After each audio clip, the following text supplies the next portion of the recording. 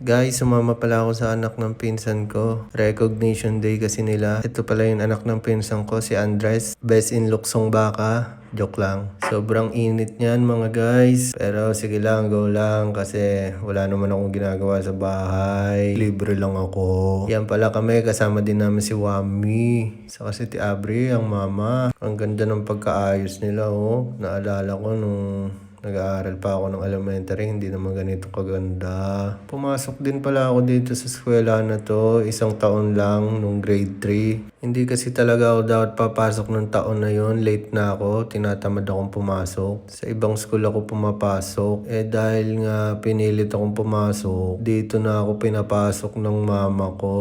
Kaya ayun, napuwersa, maraming nakilalang bago, mga bagong kaibigan. Pero pagtapos din nung school year na yon, bumalik ako dun sa kabilang school, sa Santa Isabel Elementary School. Oh, teka lang, quiet muna ha, kakanta na ng Lupang Hinirang. Natatawa si ma'am.